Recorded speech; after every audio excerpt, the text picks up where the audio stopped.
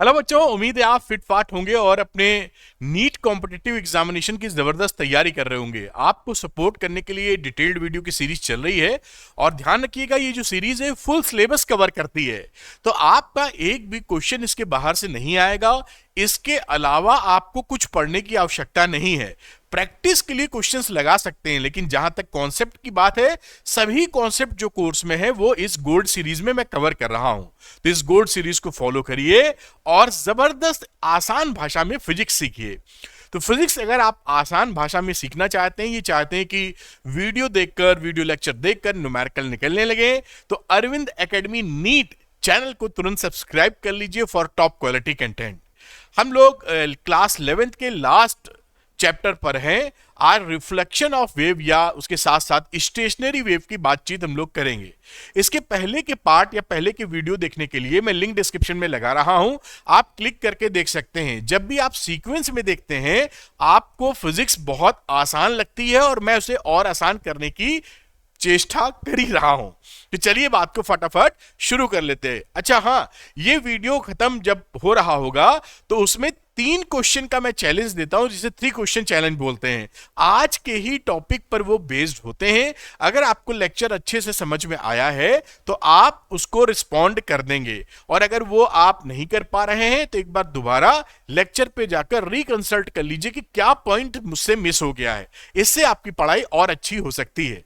खैर, तो ये रहा wave motion, specially designed video है बेटा ये नीट के लिए। ना ये क्लास 12th वालों के लिए है, ना ये जेई वालों के लिए। ये स्पेशली आपके लिए बनाए हैं, जो चीज आपको चाहिए। तो आपके लिए बहुत ही बढ़िया गोल्डन स्टैंडर्ड। तो ये पार्ट नंबर 4 आज डिस्कशन का पॉइंट रहेगा, reflection of wave, echo, standing या स्टेशनरी वेव्स। चलिए बात को स्टार्ट करते हैं। कुछ बच्चों का कहना होता है कि इसका पीडीएफ अगर उनको मिल जाए तो पढ़ाई आसान हो जाती है। तो आप Arvind academy NEET Telegram channel को ज्वाइन कर लीजिए, लिंक डिस्क्रिप्शन में दिया है, और वहां पर मैं इसका पीडीएफ अपलोड कर देता हूं, जिससे आपको नोट्स बनाने में काफी आसानी होने वाली है। कुछ बच्चे मुझसे पढ़ना चाहते हैं तो ये अरविंद एकेडमी ऐप है। इस अरविंद एकेडमी ऐप को आप डाउनलोड कर लें, आपको मिल जाएगा डिस्क्रिप्शन में इसका लिंक। इसके स्टोर सेक्शन में जाएं और वहां नीट के लिए काफी सपोर्टिव मटेरियल आपको मिलेंगे। आप वो इस्तेमाल करके अपनी नीट की जर्नी को आसान कर सकते हैं या डॉक्टर बनने का सपना अपना पूरा कर सकते हैं। चलिए पढ़ाई की तरफ आ जाते हैं, जिस वजह से ये वीडियो बन रहा है। पहली बात ये देखते हैं, रिफ्लेक्शन ऑफ वेव का मतलब क्या है। देखिए, वेव जब कहीं ट्रेवल करती है तो टकराकर लौटती भी है। तो अगर वो टकराकर लौट रही है तो वो रिफ्लेक्शन ऑफ वेव है। कहने का मतलब, अभी मैं और समझाऊंगा, कि ये वेव जा रही है, एक बाउंड्री मिल गई। यहां पे मान लीजिए बांध दिया आपने, किसी भी कील से बांध दिया, चलिए ऐसे बांध दिया, आपने वेव भेजी तो ये वेव गई, यहां पर पड़ी और फिर रिफ्लेक्ट कर गई वापस। तो ये जो रिफ्लेक्शन है, ये रिफ्लेक्शन ऑफ वेव कहलाता है। अब ये रिफ्लेक्शन में जिस बाउंड्री से टकरा कर ये लौटी होती है, उसके बेसिस पर इसका रूप रंग बदल जाता है। अगर ये बाउंड्री फ्लेक्सिबल है, फ्लेक्सिबल बाउंड्री का मतलब क्या है कि मान लीजिए एक यहां पर खूंटा गाड़ दिया है आपने और छल्ला डाल दिया यहां पर, इस छल्ले में आपने वेव डाली है, तो आप जान रहे हैं कि एक रस्सी का टुकड़ा बांध रखा है, झटका आप देंगे, तो जब झटका देंगे तो ये झटका यहां पहुंचेगा और ये भी मूव कर जाएगा ऊपर, इसकी गुंजाइश है इसमें। तो इसे कह सकते हैं आप कि ये फ्री एंड है। ठीक, ये एक फ्री एंड है, हार्ड बाउंड्री नहीं है। और दूसरे में आप ऐसा कर सकते हैं कि इस खूंटे में आपने इसको बांध दिया है कि इसको हिलने का तो मैं मौका ही नहीं दूंगा। एक कुंडा लिया और कुंडे में बांध दिया कस के, तो अब ये वेव जब यहां से आप ट्रेवल कराएंगे तो यहां से रिफ्लेक्ट तो होगी, लेकिन ये हिलेगा नहीं। या तो ये हिल सकता है, नो हिलिंग कोई हिलावट नहीं होगी, तो इसको बोल देते हैं एक तरीके से हार्ड बाउंड्री।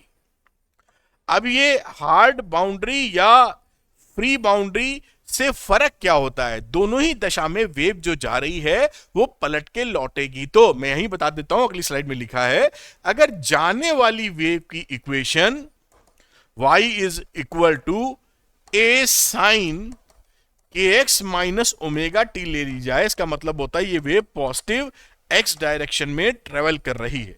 तो जब टकरा कर ये लौटती है वेव तो इस डायरेक्शन में आती है, दोनों ही दशाओं में इस डायरेक्शन में आती है। थोड़ा सा इसमें जगह बनाएंगे, और जब इस डायरेक्शन में आती है तो यहां पर आप देख ही रहे हैं y is equal to a sine के एक्स प्लस ओमेगा टी हो जाता है जब ये फ्री बाउंड्री से टकराती है या फ्री एंड से टकराती है। फ्री एंड, लूज बाउंड्री से टकरा रही है, यहां कहीं लिखा भी होगा फ्री एंड।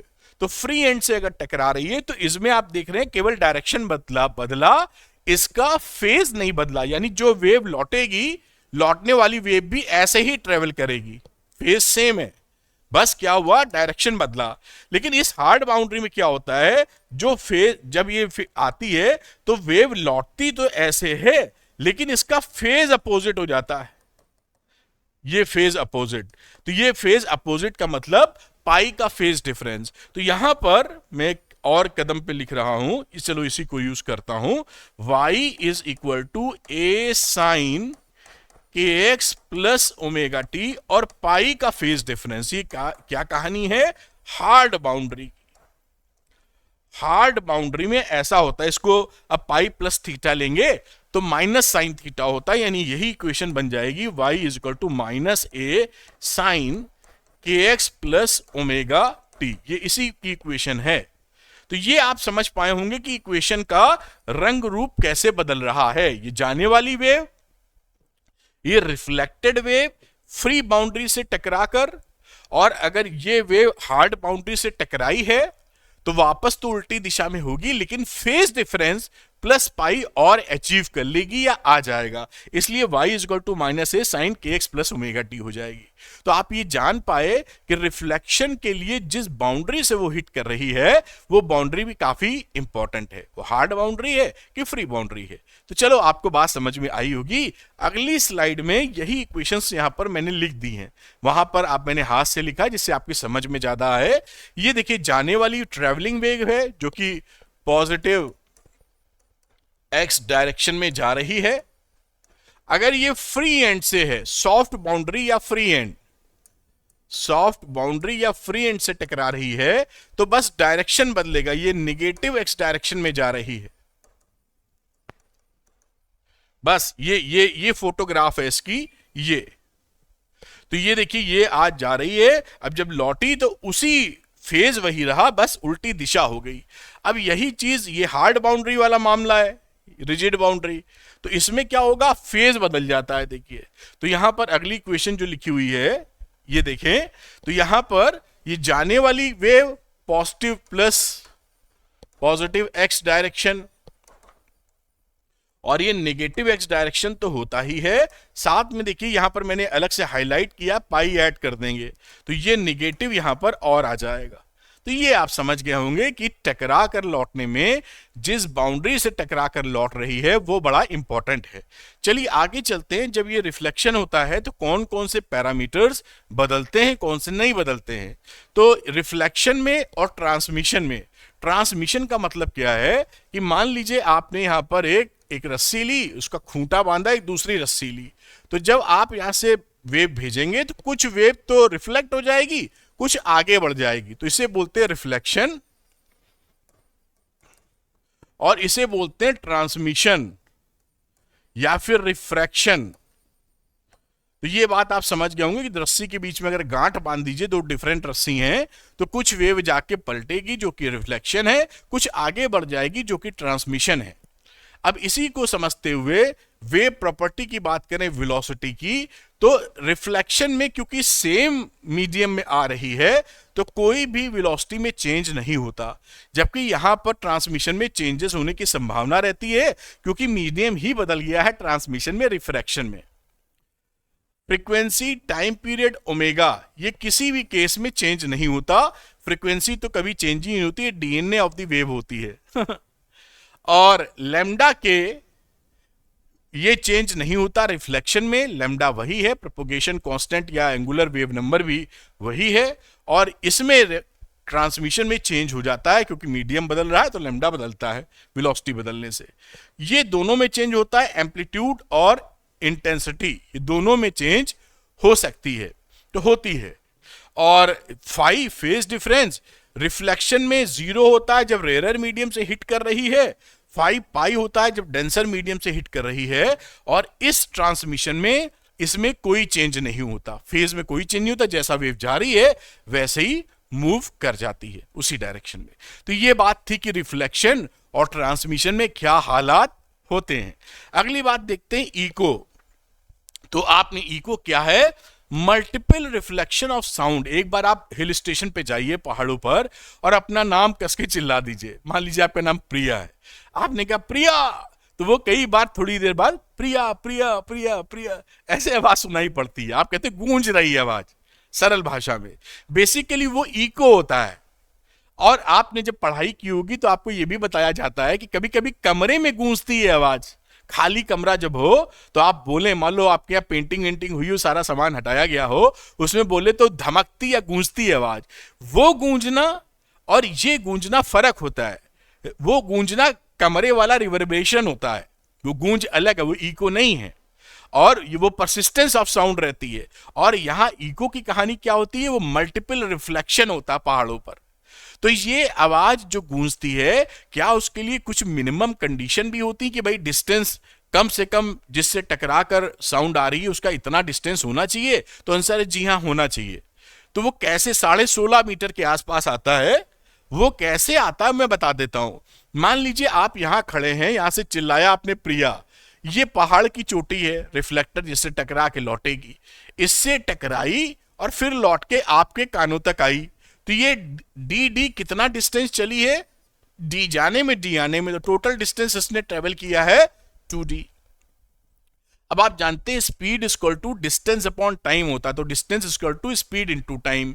इसको इसकी वेलोसिटी ऑफ साउंड हो गया और टाइम मान लो t लगा, टाइम मान लो यहां से यहां तक जाने में t लगा। अब इसको देखते हुए अगर मैं d निकालूं बेटा यहां, तो v इंटू टी अपॉन 2 लिख सकते हो। और टाइम में क्या होता है कि हमारी जो सुनने की शक्ति होती है वो दो साउंड में फर्क तभी कर पाती है जब दो साउंड के बीच का अंतराल या इंटरवल 1/10 सेकेंड हो। अगर उससे पहले साउंड आ गई तो हम फर्क नहीं कर पाएंगे साउंड में। ये ह्यूमन लिमिट्स हैं, ह्यूमन की कैपेसिटी है सुनने की।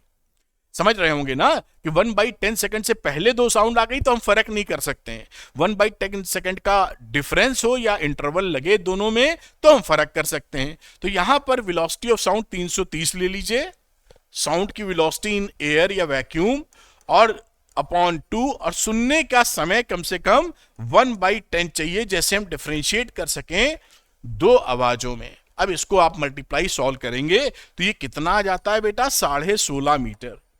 यानी आप जहां पर खड़े हैं और जो सोर्स है इसके बीच का डिस्टेंस, ये डिस्टेंस कम से कम 16.5 मीटर होना चाहिए इको के लिए। उससे ज्यादा है तो भी ठीक है, कम होगा तो इको नहीं सुनाई पड़ेगी क्योंकि हम समझ नहीं पाएंगे।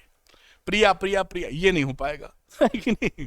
तो इसको कराने के लिए आपको क्या चाहिए, कम से कम जो रिफ्लेक्शन जिस पहाड़ से आ रहा है वो 16.5 मीटर हो, उससे 16.5 मीटर दूरी पर हो आपसे, या उससे ज्यादा हो तो थोड़ी देर बाद आ जाएगी, कोई दिक्कत नहीं है। ठीक है, तो ये इको की कहानी है। मेरे ख्याल से आप ये पूरी बात समझ गए होंगे, यही बात यहां लिखी है, ये नोट्स के तौर पर आप इसका इस्तेमाल कर पाएंगे। एक छोटा सा न्यूमेरिकल है, उसको भी कर लेते हैं फिर आगे बढ़ते हैं। The echo of a gunshot is heard 5 seconds after it is fired. Calculate the distance of the surface which reflects the sound. The velocity of sound is 332 meter per second. तो अगर हम डिस्टेंस निकालें तो अभी हमने देखा था v into T upon 2 निकलता था एक तरफ का डिस्टेंस, अभी हमने चेकिंग की थी या समझा था। तो यहां स्पीड लिखी है 332 और 5 सेकंड बाद इको सुनाई पड़ती है। अब इसको सॉल्व कर लीजिए, 830 मीटर आपका आंसर आ गया। बस ये सवाल आपका हो गया है। इस तरह से ये सवाल कर सकते हैं। मैं हट जाता हूं, कई बच्चे इसको नोट करना चाहते हैं स्क्रीन के साथ, तो आप इसको नोट कर पाए होंगे।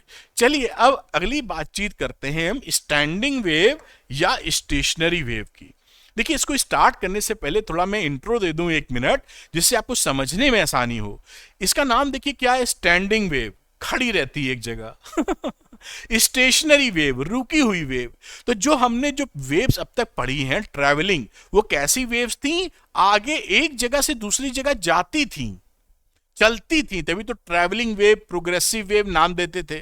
लेकिन ये वेव जब वो जाती थी तो एनर्जी साथ कैरी करके ले जाती थी, लेकिन ये जो वेव होती है ये कहीं जाती नहीं है, अपनी जगह रहती है और एनर्जी को ट्रैप किए रहती है। यानी उसके अंदर एनर्जी होती है लेकिन वो आगे नहीं बढ़ रही होती है ना। उसे बोलते हैं स्टैंडिंग वेव। जैसे कि एक रस्सी को आप किसी दरवाजे के हैंडल में बांध दीजिए आप, और यहां से झटका देना, पल्स ट्रेन दीजिए, यानी पल्सेस बराबर देते जाइए, तो वो रस्सी में जो झटके आप दे रहे हैं वो जाएंगे उस खूंटे तक जहां आपने दरवाजे के खूंटे में बांधा है, और पलट के आएंगे। तो आप क्या देखेंगे, जब काफी तेजी से हिला रहे होंगे कि रस्सी भन्नाट हिलने लगेगी ऊपर नीचे, और इस तरह का फॉर्मेशन टाइप हो जाएगा। देखिए मैं ये इस तरह का मान लीजिए हो गया, सपोज एग्जांपल कि रस्सी मान लीजिए इस तरह की आपकी घूमने फिरने लगी, एक समझा रहे हैं ऐसी। तो ये ऐसे, अब ये जो नोट्स बन रहे हैं भी हम समझेंगे। तो इस तरह की रस्सी में ये जो वेव है, ये वेव कहीं जा नहीं रही है, लेकिन ये इसने एनर्जी होल्ड की हुई है। तो ये वेव, स्टेशनरी वेव, एक जगह रुकी रहती है, चलती नहीं है। स्टैंडिंग वेव एक जगह खड़ी रहती है लेकिन एनर्जी कैरी करती, एनर्जी होती है इसमें। ठीक इसी का रूप रंग हम देखने वाले हैं। और ट्रैवलिंग वेव होती है तो वो एक जगह से दूसरी जगह जा ही रही होती, ट्रैवल कर रही होती। प्रोग्रेसिव वेव का मतलब ही है एक जगह से दूसरी जगह प्रोग्रेस कर पाना। बहुत आसान सी बातें हैं, प्यार से समझें। चलिए शुरू करते हैं। इसकी स्टैंडिंग वेव के लिए हालचाल अच्छी स्टेशनरी वेव अगर चाहिए आपको तो कैसा कर सकते हैं, सेम एम्पलीट्यूड हो, सेम फ्रीक्वेंसी हो और मूविंग इन अपोजिट डायरेक्शन, ये कंडीशन मैच करा दीजिए आप। तो देखिए same, equal frequency, equal amplitude. तो जो रस्सी आप झटका मार रहे थे, वो जो आप दे रहे थे उसी से पैदा हो रही थी, तो फ्रीक्वेंसी सेम हो गई और एम्पलीट्यूड भी सेम मान लें अगर हम लोग, तो इक्वल फ्रीक्वेंसी, इक्वल एम्पलीट्यूड, और एक इस डायरेक्शन में जा रही है तो उसी की पलट के अपोजिट डायरेक्शन में आ रही है। तो ये कहा, ये तीन कंडीशन जो मैंने हाईलाइट किए, बोल्ड किया, जैसे आप इसको ध्यान रखें। अब एक इक्वेशन ले ली, y1 is two a sin kx minus omega T, ये प्लस x डायरेक्शन में मूव कर रही है। मैंने सिखा रखा है कैसे इक्वेशन लिखते हैं। ये उल्टी दिशा में चल रही है, यहां पे ध्यान से देखिए, माइनस एक्स डायरेक्शन में, प्लस एक्स और minus x, opposite, amplitude same, frequency same. ठीक है, ओमेगा सेम है, फ्रीक्वेंसी वगैरह सब सेम है। अब प्रिंसिपल ऑफ सुपरपोजिशन कर देते हैं, y is equal to y1 plus y2, और थोड़ी मैथमेटिक्स लगा देते हैं, जो कि यहां पे साइन का फॉर्मूला होता है, साइन ए प्लस साइन बी। खैर वो लगा लूगू के हम पहुंचते हैं इस येलो वाले पार्ट पर। ये फाइनल उसको हमें हालचाल दिखता है। अब इस हालचाल में ये हमारी प्रोग्रेसिव वेव नहीं है। हमारी प्रोग्रेसिव वेव में जो एक्सप्रेशन चाहिए होता था वो A X plus minus B T चाहिए। ये हमने ये भी सिखाया है आपको, A X plus minus B T का एक्सप्रेशन चाहिए जो चले। इसके अंदर कहीं भी A X plus B T plus minus B T नहीं है। तो ये साहब ट्रैवलिंग वेव नहीं है, ये प्रोग्रेसिव वेव नहीं है। लेकिन साथ में हमको दिख रहा है कि ये इसका एम्पलीट्यूड है, देखिए एक्स है, टी नहीं है इसमें, यानी अलग अलग पोजीशन पर ये एम्पलीट्यूड दे रहा है। तो ये हमारी क्या कहलाती है, स्टैंडिंग वेव या स्टेशनरी वेव। और इस स्टेशनरी वेव का जो एम्पलीट्यूड है वो 2a sin kx से रिप्रेजेंट होता है। 2a sin kx इसका एम्पलीट्यूड, और cos ओमेगा टी से वो जो अपनी जगह अलग अलग टाइम पर पार्टिकल वाइब्रेट कर रहे हैं। अब इस बात को और थोड़ा समझते हैं जो यहां पर बताया गया है या मैं आपको एक्सप्लेन कर रहा हूं। ये देखिए मैंने बताया था कि इसके अंदर ax प्लस माइनस बी का फंक्शन नहीं है ये, इसलिए ये प्रोग्रेसिव या ट्रैवलिंग वेव नहीं है जो हमने आज तक पढ़ाई की है जिसकी। ठीक, अब यहां पर ये वेव जो है उसका एम्पलीट्यूड भी मैंने आपको बताया, ये 2a sin kx इसका एम्पलीट्यूड होता है। अब ये जो एम्पलीट्यूड है बेटा, ये जीरो जहां होता है भाई, x की वैल्यू अगर आप कुछ पर्टिकुलर kx को ऐसा कर दो कि शून्य हो जाए तो आपका एम्पलीट्यूड जीरो हो जाएगा। तो जहां जहां एम्पलीट्यूड जीरो होता है उनको हम बोलते हैं नोड्स। इस फोटोग्राफ में ये पॉइंट आपके नोड्स हैं, इनका एम्पलीट्यूड क्या है, शून्य। ये क्या है? नोड्स। देख रहे हैं ना आप? इसी तरह बाकी के, तो ये नोड्स होते हैं जहां पर एम्पलीट्यूड 0 रहता है। और नोड्स की खूबसूरती क्या रहती है? ये पॉइंट अपनी जगह से हिलता ही नहीं है। ये through out the wave motion, motion का मतलब अपनी ही जगह हिलने पे भी ये स्टेशनरी रहता है, रेस्ट पर ही रहता है। और जहां पर मैक्सिमम डिस्प्लेसमेंट होता है या एम्पलीट्यूड मैक्सिमम होता है, उसको हम बोलते हैं एंटी नोड। एंटी नोड क्या हुआ? मैक्सिमम डिस्प्लेसमेंट वाला ये पार्टिकल है, this is the anti node. यहां पर बात करें तो ये 3 एंटी नोड हैं। इसी तरीके से बाकी फिगर में बना सकते हैं, बड़ा जिसमें जितने आए 3 4 5। तो इस तरीके से आप समझे कि नोड्स वो पॉइंट हैं जहां पर एम्पलीट्यूड 0 होगा, या आगे चल के देखेंगे मिनिमम होगा। एम्पलीट्यूड सेम है इसलिए 0 हो गया है। और एंटी नोड है जहां पर मैक्सिमम डिस्प्लेसमेंट मिल रहा है, ये एंटी नोड्स कहलाते हैं, या मैक्सिमम एम्पलीट्यूड जहां मिल रहा है। और ये पोजीशंस क्या होती हैं? दो नोड्स के बीच में या दो एंटी नोड्स के बीच में, सक्सेसिव एंटी नोड्स या सक्सेसिव नोड्स के बीच में जो डिफरेंस रहता है, दूरी रहती है, वो λ/2 रहती है। यानी कि यहां से ये अगर नोड है, ये नोड है, तो ये दूरी कितनी होगी? λ/2। दो नोड्स, इनके बीच की भी दूरी भी λ/2। यहां भी ये लैम्डा बदल जाएगा तो यहां λ/2 इतना इतना आ जाएगा। ये लैम्डा अलग है ऊपर वाले से। ये आप सोचो कि 3 टुकड़े कैसे कर दिए, ऊपर वाले का लैम्डा अलग है, तो ये λ1 λ2 ऐसे कर सकते हो आप, ये λ3 वगैरह वगैरह, समझना। और दो नोड, दो सक्सेसिव नोड्स या दो सक्सेसिव एंटी नोड के बीच की डिस्टेंस λ/2। इसका ये जो एंटी नोड है, इनका बीच का भी डिस्टेंस कितना होगा? λ/2। इनके बीच का डिस्टेंस λ/2। समझ गए आप? दो लगातार नोड्स मिले या दो लगातार एंटी नोड्स मिले, उनके बीच का डिस्टेंस कितना है? λ/2। और एंटी नोड और उसके बाद वाली नोड, या नोड और एंटी नोड के बीच में, सक्सेसिव नोड एंटी नोड के बीच में जो गैप होता है वो λ/4 होता है। ये देखिए यहां पे मेंशन है। तो इसका मतलब क्या है? ये नोड है और ये एंटी नोड है, तो ये डिस्टेंस कितनी हो गई? λ/4। बात समझ में आई होगी? ये देखिए यहां पर नोड, ये एंटी नोड, तो ये डिस्टेंस λ/4। अब यहां λ1 कुछ और होगा या λ2 कुछ और, क्योंकि यहां पर फ्रीक्वेंसीज बदल रही हैं अलग अलग वाइब्रेशंस की। ठीक, तो ये बात भी आप अच्छे से पकड़ लें। आगे चलते हैं। अब हम ये जानने की कोशिश करते हैं कि नोड्स कहां कहां मिलेंगे। भाई ये जो पोजीशन है, ये कहां कहां हमें मिल सकती है। यहां तो मान लो हमने दो खूंटे गाड़ दिए हैं, तो नोड्स मिल रही है, वो भाग ही नहीं सकता है। तो यहां पर देखिए एम्पलीट्यूड में, जो एम्पलीट्यूड का जो एक्सप्रेशन आया था, जिसे आप 2a sin kx बोल रहे थे, ये क्या था? एम्पलीट्यूड। तो इस एम्पलीट्यूड को आप कह रहे हैं मिनिमम हो, उसी को नोड्स बोलते हैं। तो इसमें देखिए 2a तो वेरिएबल टर्म है नहीं, sin kx वेरिएबल है।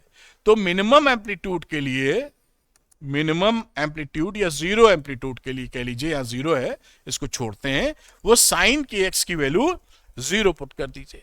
तो आप जानते हैं यहां पर कि kx कितना आ जाएगा? n पाई, पाई पर शून्य होता है, इसी तरह -पाई पर, 2 पाई पे, 3 पाई पे साइन शून्य होता चला जाता है। तो यहां पर ये k है 2 pi by lambda into x बराबर n पाई।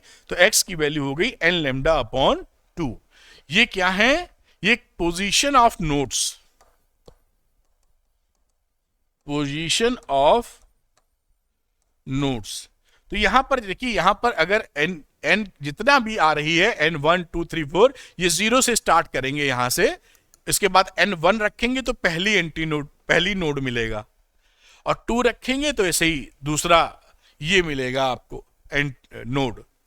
एक तो शुरुआत जो करेंगे तो एक एडिशनल होगा, यानी कहीं पर अगर n की वैल्यू 5 आ रही है तो उसमें नोड्स कितने बनेंगे? 6, क्योंकि कहीं से आप स्टार्ट कर रहे होंगे अगर शुरुआत वाला नोड है तो।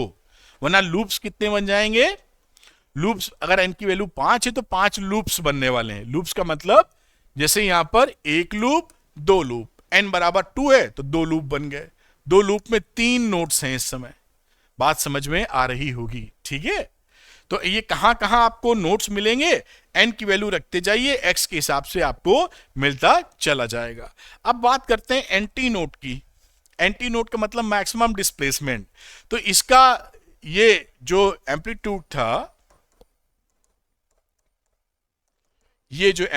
था, ये मैक्सिमम होना चाहिए। तो ये मैक्सिमम कब होगा?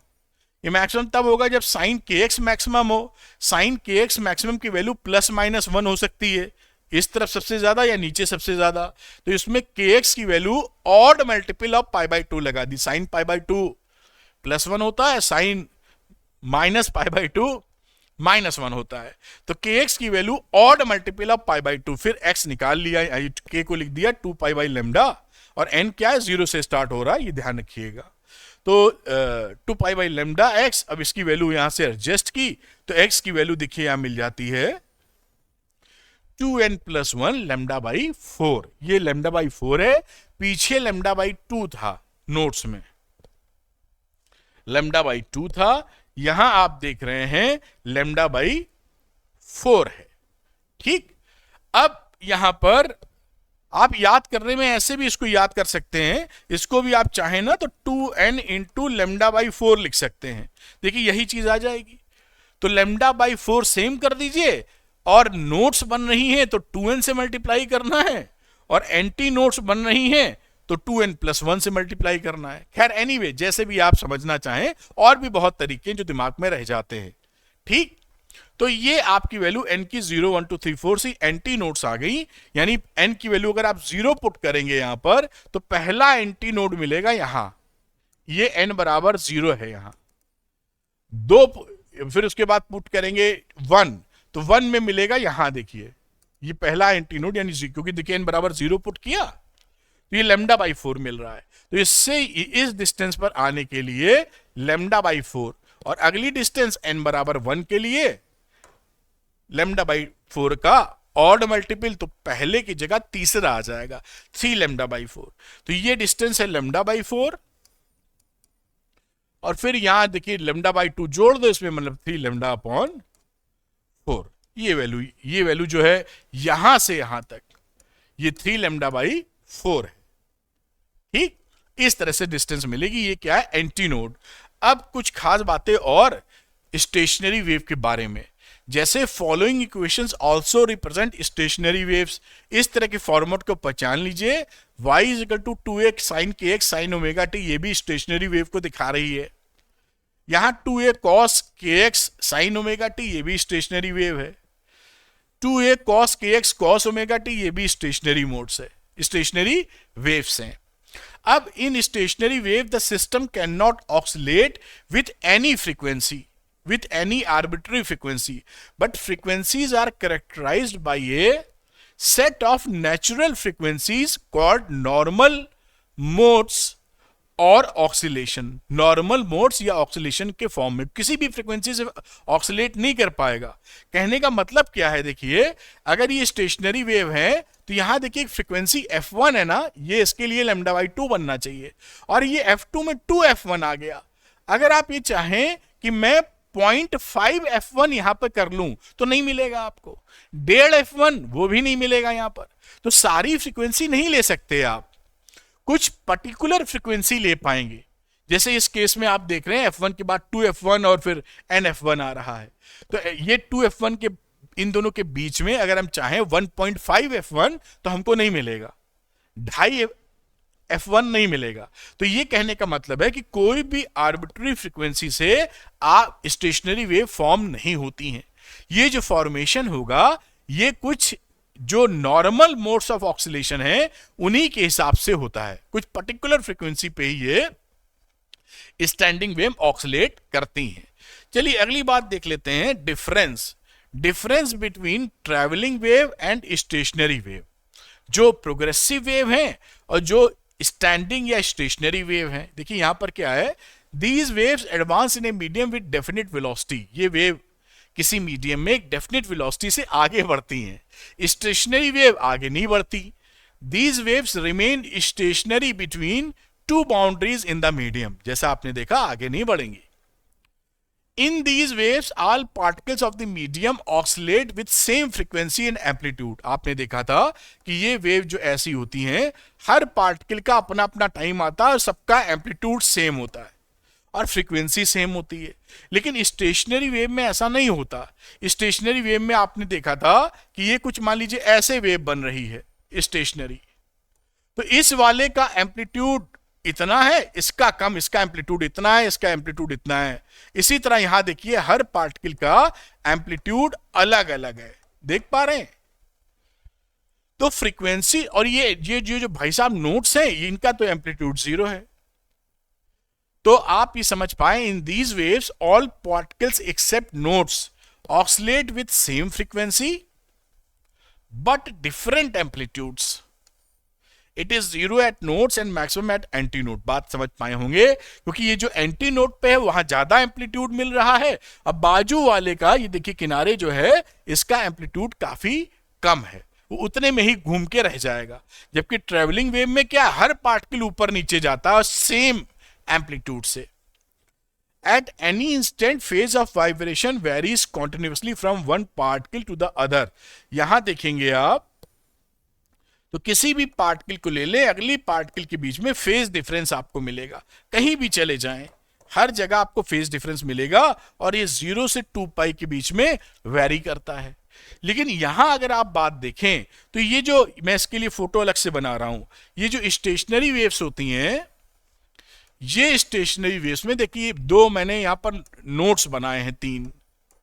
तो यहां पर इन नोट्स के बीच में जो पार्टिकल ऑक्सिलेट करते हैं वो सेम फेज में होते हैं। मतलब ये इसमें ये जो पार्टिकल है ना, किसी का एम्पलीट्यूड ये है, किसी का बाजू वाला, किसी का इधर वाला, किसी का एंटी नोड वाला, फिर ऐसे ऐसे ये सेम फेज का मतलब जब ये टॉप पर पहुंचा है तभी बाजू वाला टॉप पर पहुंचा है, तभी याला भी टॉप पर पहुंचा। जब ये नीचे टॉप पर है तो ये भी इसी के साथ टॉप पर नीचे है, नीचे ये भी है, नीचे एक साथ ऊपर जा रहे हैं और एक साथ नीचे जा रहे हैं। तो ये जितने भी पार्टिकल्स इसके अंदर हैं वो सारे पार्टिकल्स का फेज सेम है।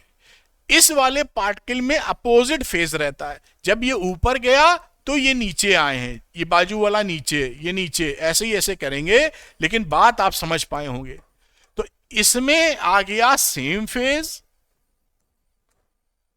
और इसमें आ गया phase difference pi, opposite phase, opposite phase. बात समझ में आई होगी, इसीलिए मैंने इसको अलग बना दिया। ये अगर इस तरफ हाई पर है तो ये इस तरफ लो पर है।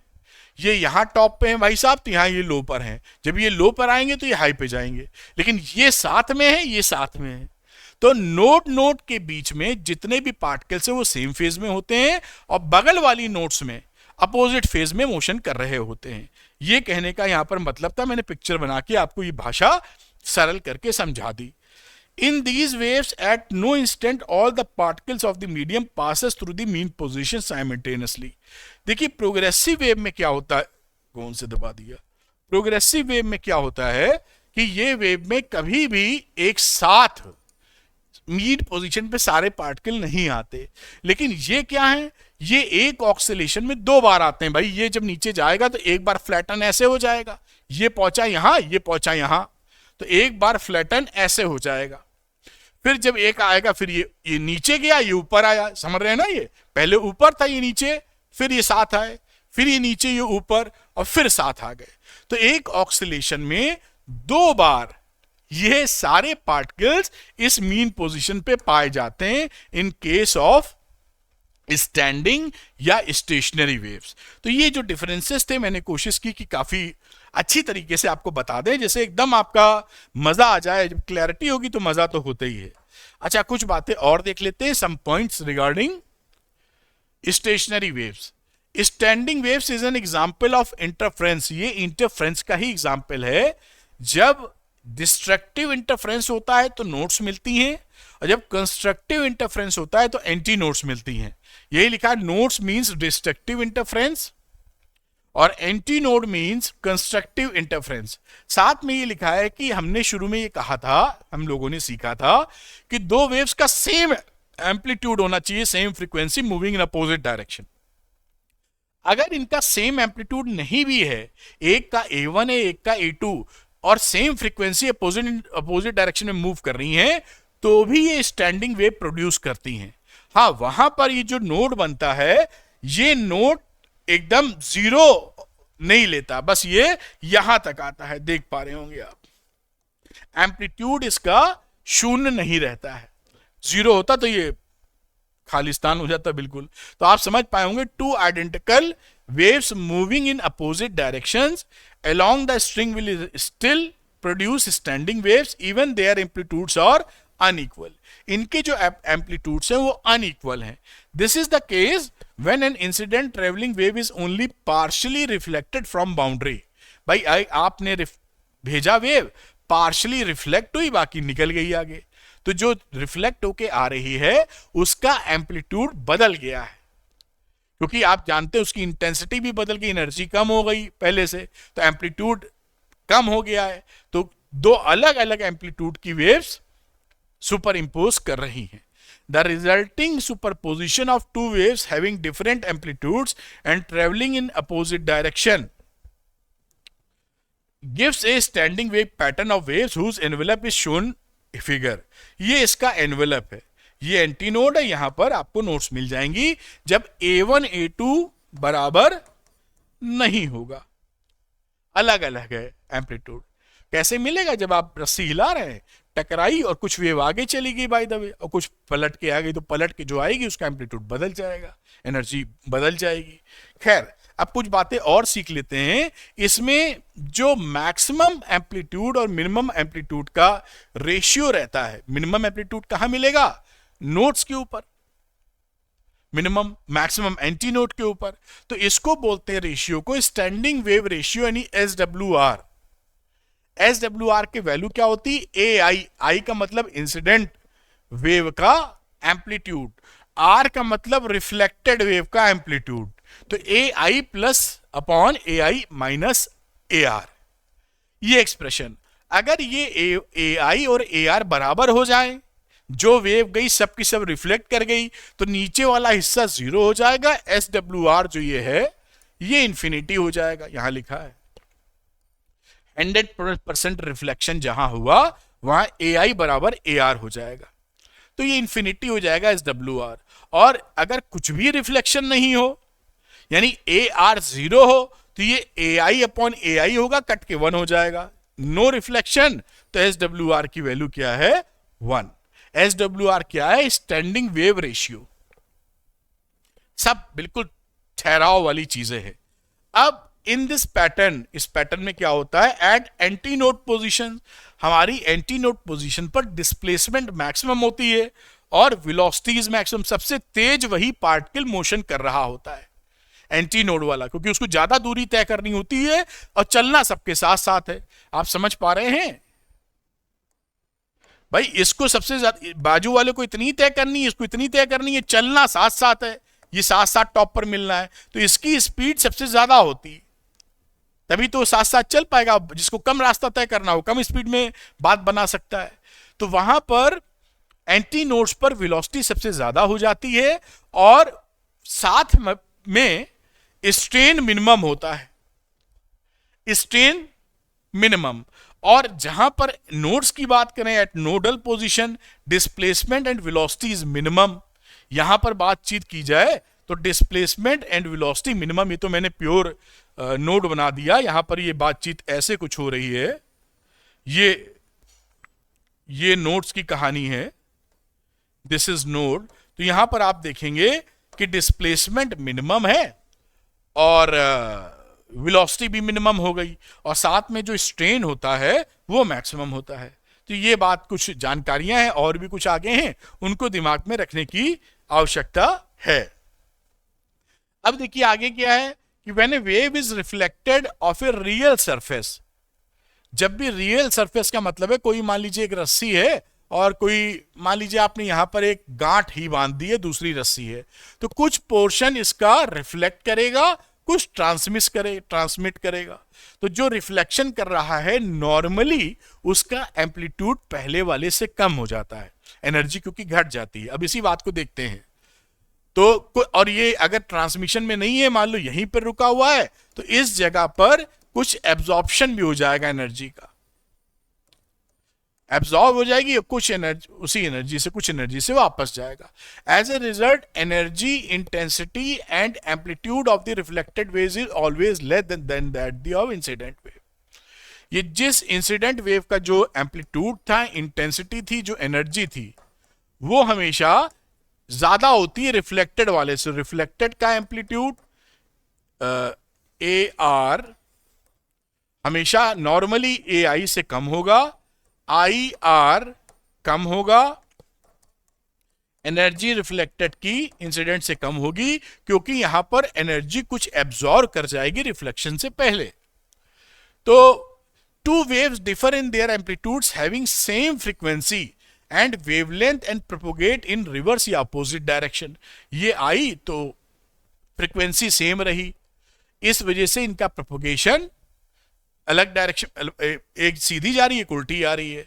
Direction always give stationary wave pattern bye there superposition. ये हमेशा कैसे देगा? एक आपको सुपरपोजिशन ऑफ वेव या स्टेशनरी वेव देगा। ये वेव जाएगी उस जगह पर कुछ, जैसे कि आपको एग्जाम्पल ही बातचीत कर लेते हैं। एक रस्सी को अपने दरवाजे की हैंडल से बांध दीजिए। जब आप यहां पर हिलाएंगे तो जहां पर बंधा है वहां पर कुछ आपका जो वेव का एनर्जी वो एब्जॉर्ब हो जाएगा, कम एनर्जी से लौटेगा, यानी एम्पलीट्यूड बदल जाएगा। तो जाने वाले का ए आई एम्पलीट्यूड, लौटने वाले का ए आर, और ए आर इज लेस। तो ऐसा जब भी सिचुएशन बनेगा आपको स्टैंडिंग वेव मिल जाएगी, क्योंकि फ्रीक्वेंसी दोनों की सेम है, अपोजिट डायरेक्शन में मूव कर रही है और एम्पलीट्यूड अलग अलग है, तो भी दिक्कत नहीं है। अब the intensity of travelling wave अगर इससे दिखाई जाए, I is equal to half rho A square omega cube velocity, ये पहले फॉर्मूला देख चुके हैं हम लोग। तो so we can write I1 upon I2 को A1 अपॉन A2 का whole square if rho omega v are same for two waves. दो वेव्स के लिए ओमेगा, रो और वी अगर सेम है तो I1 अपॉन I2 को A1 square upon A2 square के फॉर्म में लिखा जा सकता है, इसका रेशियो। आगे इंटरेस्टिंग बात देखिए कि for example when an incident travelling wave is partly reflected and partly transmitted, यानी कुछ वेव पलटी है, कुछ वेव निकल गई है, तो हम क्या लिख सकते हैं? इंसिडेंट और रिफ्लेक्टेड वेव में जो इंटेंसिटी है वो A I upon A R का होल स्क्वायर या A I square upon A R square, इसको लिखा जा सकता है। लेकिन अगर जो ट्रांसमिट हो गई है वेव, ट्रांसमिट का मतलब समझ रहे हैं, फिर ये गांठ मान दीजिए, और दूसरी तो ये वेव गई, ये रिफ्लेक्टेड है, ये इंसिडेंट है, और ये ट्रांसमिटेड है। ये रिफ्लेक्ट, ये ट्रांसमिट। इस सिचुएशन में हम ऐसा नहीं लिख सकते हैं, तो we can not write I upon I T, ये टी फॉर ट्रांसमिटेड वेव, उसमें A I upon A T का होल स्क्वायर नहीं होगा, क्योंकि आगे वाला जो मीडियम है वो बदल गया है। तो A T is the amplitude of the transmitted wave as they have different value of rho and v. ठीक, तो ये रिफ्लेक्शन में ये लिख सकते हैं, ट्रांसमिशन में नहीं लिख पाएंगे। ये इसका कंक्लूजन है जो हमें पता होना चाहिए। आगे चलते हैं और एक बात और देखते हैं। यहां लिखा है इन स्टैंडिंग वेव, जो लिखी है बात वो ये लिखी है कि ये जो हमारी वेव स्टैंडिंग वेव बनती है, एनवेलप बना रहे हैं उसका, यहां पर इन नोड्स के बीच में एनर्जी ट्रैप रहती है। ये जो एनर्जी, जो ये ऑक्सीलेशन है इनके अंदर, भाई ऑक्सीलेशन है तो एनर्जी है, लेकिन ये इसकी एनर्जी यहां ट्रांसफर नहीं होती है इस नोड के बीच में, क्योंकि ये हिल ही नहीं रहा है। तो ये तो एक दीवार है ना दोनों के बीच में, तो जो कुछ भी घटना घटेगी इन दो दीवारों के बीच, इन चार दीवारों के बीच घटेगी। तो एनर्जी इसी में रहती है, ट्रैप रहती है, नोड को क्रॉस करके नहीं जाती। जबकि जो प्रोग्रेसिव वेव है वहां पर एनर्जी आगे बढ़ती जाती है। तो ये नोड्स के बीच में जो एनर्जी है उसकी मैकेनिकल एनर्जी कंजर्व रहती है। मतलब ये कि जब ये पार्टिकल आपका मैक्सिमम एम्पलीट्यूड पे जाएगा तो यहां पर आपकी इसकी पोटेंशियल एनर्जी मैक्सिमम हो जाएगी। फिर जब यहां आएगा तो काइनेटिक मैक्सिमम होगी, पोटेंशियल जीरो हो जाएगी। फिर बीच में होगा तो कुछ काइनेटिक कुछ पोटेंशियल, लेकिन जो कुछ होगा सब इसी के अंदर। इसका एनर्जी का ये प्रोग्रेशन दूसरे वाले में नहीं हो सकता है। तो नोड और नोड के बीच में एनर्जी ट्रैप हो जाती है, वो क्रॉस नहीं कर पाती नोड्स को, ये वाली एनर्जी क्रॉस करके इधर नहीं जा पाएगी। आप समझ गए होंगे।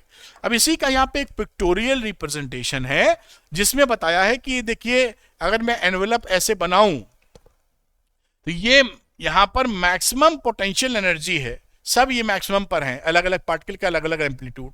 ये जो बनाया जा रहा है ये पार्टिकल का इतना एम्पलीट्यूड, बाजू वालों का इतना, इसका इतना, एंटी नोड वालों का मैक्सिमम, और ये नीचे भी जाएगा तो मैं आपको एम्पलीट्यूड का मतलब इतने से बना रहे मीन से, ये आपका एम्पलीट्यूड दिख रहा है अलग अलग पार्टिकल का। ठीक, तो यहां आपकी पोटेंशियल एनर्जी मैक्सिमम हो गई, काइनेटिक जीरो, क्योंकि सब अपने एम्पलीट्यूड पर एक क्षण के लिए रुक गए हैं, तो काइनेटिक कुछ नहीं है। अब जब ये वापसी करते हैं, ये देखिए वापसी कर रहे हैं, तो कुछ पोटेंशियल कुछ काइनेटिक हो गई। जब ये मीन पोजीशन पर पहुंच गए तो पोटेंशियल जीरो हो गई, काइनेटिक हाईएस्ट हो गई, दोनों का जोड़ेंगे तो सम वही आएगा। फिर ये नीचे की तरफ गए तो आपने देखा पोटेंशियल फिर कुछ हो गई, काइनेटिक फिर कुछ, जब मैक्सिमम एम्पलीट्यूड पे गए तो पोटेंशियल फिर आई, काइनेटिक जीरो। फिर वापसी करेंगे, कुछ पोटेंशियल कुछ काइनेटिक, फिर मीन पोजीशन पर आए, पूरी काइनेटिक पोटेंशियल जीरो, इसी तरीके से साइकिल चलती रहेगी। कुल मिला के नोड नोड के बीच में ये घटना चलेगी। एक एनर्जी का नोड नोड के बीच एनर्जी है, वो नोड को क्रॉस करके सेकंड वाले में नहीं जा सकती है। स्टैंडिंग वेव में ये प्रॉपर्टी होती है। ये एक न्यूमेरिकल, इसको करते हैं फिर देखेंगे आगे। तो लिखा है the equation given below represent a stationary wave setup in a medium. ये देखिए एक वेव लिखी है, where y and x are in centimetre and t is in second.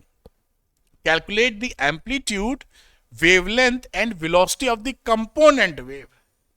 जिस वेव से ये मिलकर बनी है स्टैंडिंग, उसका कंपोनेंट, तो हमें जो स्टैंडर्ड फॉर्म पता है या जो सीखा है वो क्या है बेटा, देखिए वहां से सब पता चल जाएगा। स्टैंडर्ड फॉर्म की इक्वेशन हम लिखें तो y is equal to 2a sine kx और साइन ओमेगा टी, ये स्टैंडर्ड फॉर्म है। इसमें जो इसकी कंपोनेंट वेव थी उसका एम्पलीट्यूड a था और बाकी k ओमेगा भी उन्हीं का था। तो अगर मैं यहां a की बात करूं तो कंपेयर कर दो, ऑन कंपेयरिंग 2a की वैल्यू आ गई 12, अभी सेंटीमीटर में ही है x, तो a कितना आ गया यहां से 6। तो ये amplitude of component wave, stationary wave का एम्पलीट्यूड नहीं है, जिससे ये मिलके बनी है उसका एम्पलीट्यूड है। स्टेशनरी वेव का एम्पलीट्यूड तो 12 है, ये जो कंपोनेंट वेव है उसका एम्पलीट्यूड कितना आया बेटा 6 मीटर। और भी बातें कर रहा है, वेवलेंथ बात कर रहा है, तो k हमें कंपेयर किया तो k की वैल्यू कितनी मिल गई 4 पाई। हम जानते हैं k को लिखते हो 2 pi by lambda is equal to 4 pi, तो यहां से लेमडा कितना आ गया 1/2 इज इक्वल टू 0.4 सेंटीमीटर। ये एक दूसरा आंसर आ गया। तीसरी बात कर लेते हैं, वेलोसिटी पूछी है, तो देखिए यहां पर k लेमडा निकल आया, ये k ओमेगा हमको पता ही है, तो वेलोसिटी की वैल्यू होती है ओमेगा अपॉन k। ओमेगा कितना है 40 पाई, k कितना है 4 पाई, ये वैल्यू आ गई 10 सेंटीमीटर पर सेकेंड। ये आपका देखो वेलोसिटी आ गई, ये this is the velocity of component wave, component wave बेटा। इस तरह से आप इसको नोट कर सकते हैं। फिर अगला सवाल देखते हैं, चलिए इसको नोट कर लीजिए, फिर अगले क्वेश्चन की तरफ चलते हैं। चलिए नेक्स्ट क्वेश्चन देखते हैं बेटा, आइए अगले क्वेश्चन को। ये भी एक numerical, the vibrations of a string fixed at both ends. ये कोई स्ट्रिंग जो है दोनों एंड पर ऐसे फिक्स्ड है। एक मैंने रफ एग्जांपल बताया है, ऐसा भी हो सकता है और सारी भी चीजें घटना घट सकती हैं। ये पक्का है कि इनकी एंड पर नोट्स ही बन रहे होंगे, दैट इज पक्का, क्योंकि बंद ही है जाएंगी कहाँ? और ये स्टैंडिंग वेव की इक्वेशन है जैसा हमारे दिखाई पड़ रहा है। If the length of the string is 10 centimetre, ये स्ट्रिंग जो है इसकी जो लेंथ है वो साहब 10 सेंटीमीटर है।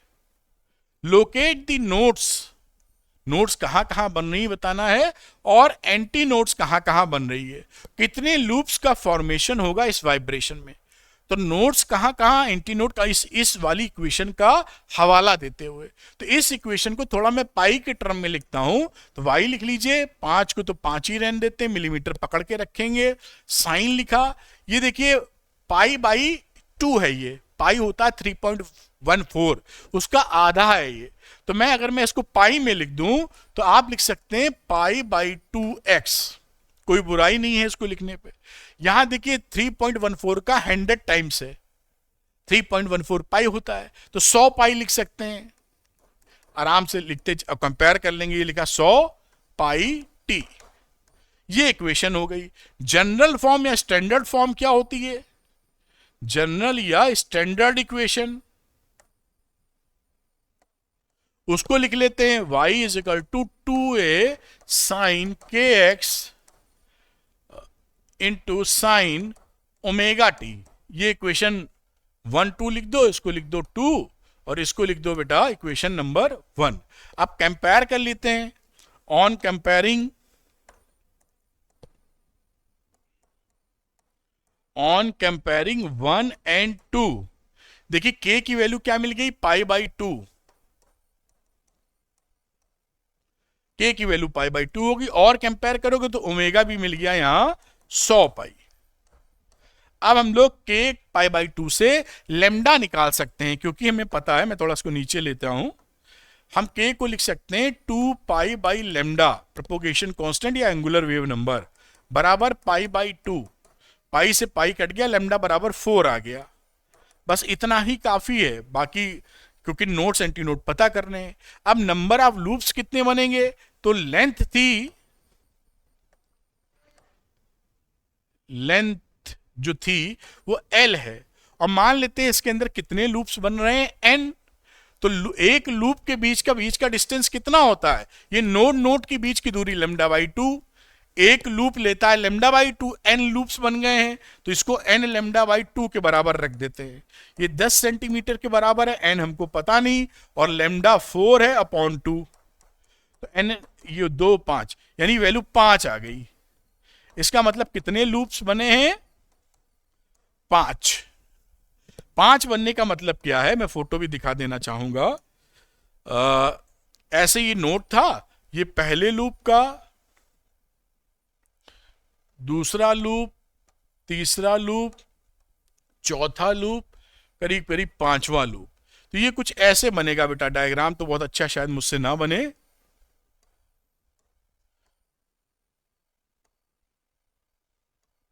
ये देखिए, तो ये 1 loop, second loop, 3 loop, 4 loop, 5 loop.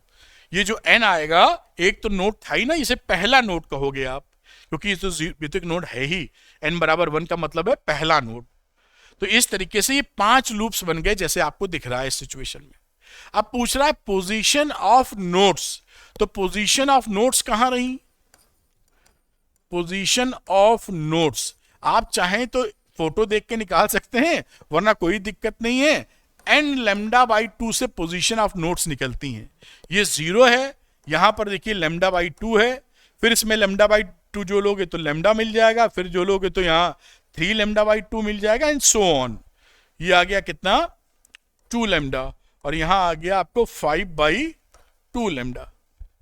ठीक भाई, यही 1 पुट किया तो लेमडा बाई 2, 2 पुट किया तो लेमडा, 3 पुट किया तो यहां, बाकी मैंने इसको लेमडा बाई 2 से जोड़ते हुए लिख दिया है। लेमडा की वैल्यू कितनी थी, 4, तो यहां पर नोट्स की पोजीशन कहां आ गई, एक तो मिला 0 पर, लेमडा 4 बाई 2 मतलब 2 पर 4 सेंटीमीटर, फिर 4 बाई 2 यानी 3 दुआई 6, 8 10 सेंटीमीटर।